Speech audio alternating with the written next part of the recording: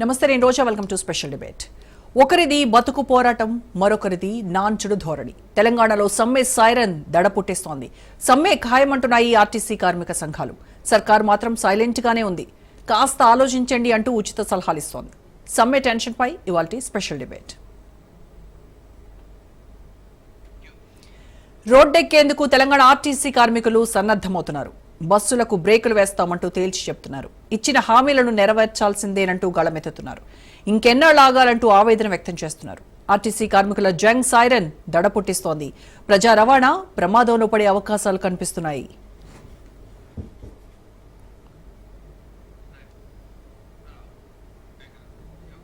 ఇప్పటికే అనేక సార్లు సమ్మె నోటీసులు ఇచ్చింది RTC JAC. MD Sajjanar labour commissioner కు విజ్ఞప్తులు చేసింది.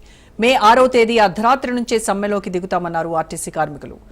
మే 7వ తేదీ మొదటి డ్యూటీ నుంచి సమ్మెకు వెళ్తామన్నారు. కార్మిక సంఘాలు గళమెత్తి గర్జిస్తున్నా పాలకులు మాత్రం మొద్దు నిద్ర వేయటం లేదు.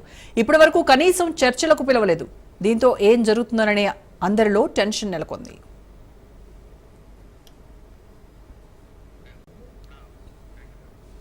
మే 5న ఆర్టీసీ కార్మికులు కవాతు చేయనున్నారు. తక్షణమే ఆర్టీసీ ప్రైవేటీకరణను ఆపాలని డిమాండ్ చేస్తున్నారు జేఏసీ లీడర్లు. అలాగే 2021 వేతన సవరణ చేయాలని కోరుతున్నారు. తక్షణమే పెండింగ్ బకాయిలను చెల్లించాలన్నారు. ఆర్టీసీ యాజమాన్యం, తెలంగాణ ప్రభుత్వం తగిన మూల్యం చెల్లించుకోక తప్పదని హెచ్చరించారు కార్మిక సంఘాల నేతలు. 10 ఏళ్లలో 16,000 మంది పదవీ విరమణ చేసినా ఆ పోస్టులను ఇంకా భర్తీ చేయలేదన్నారు. 1200 బస్సులను తగ్గించి వాటి స్థానంలో ప్రైవేట్ ఎలక్ట్రికల్ బస్సులను తీసుకొచ్చారని ఆరోపించారు. తక్షణమే పెండింగ్ బకాయిలను విడుదల చేయాలని డిమాండ్ చేశారు.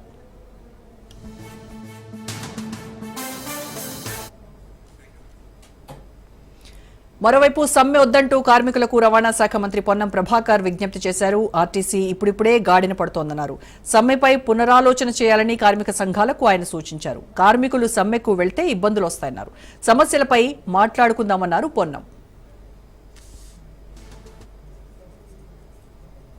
ఇప్పుడే ఆర్టీసీ గాడిన పడతా ఉంది, లాభాల బాటలోకి వస్తూ ఉంది. కార్మికులకు సంబంధించిన అన్ని సమస్యల్ని పరిష్కరించడానికి సిద్ధంగా ఉన్నాం. ఇప్పుడు జరుగుతున్నటువంటి పరిణామాల్లో కారుణ్య నియామకాలతో పాటుగా తార్నాక ఆసుపత్రిని ప్రజలకు, ఆర్టీసీ కార్మికులకు అందుబాటులో తేవడంతో పాటుగా వాళ్ళకు పెండింగ్ బకాయిలైనటువంటి టీఏటీఏలతో పాటుగా అనేక రకాల బ్యాన్లతో పాటుగా ఇవ్వడంతో పాటుగా అన్ని రకాల కార్యక్రమాలు చేస్తా ఉన్నాం. కొత్త నియామకాలు చేస్తున్నాం, కొత్త బస్సులు కొంటున్నాం. ఆర్టీసీ గౌరవాన్ని పెంపొందించే ప్రయత్నంతో పాటుగా 3 ప్రధాన అంశాలు తీసుకుంటున్నారు.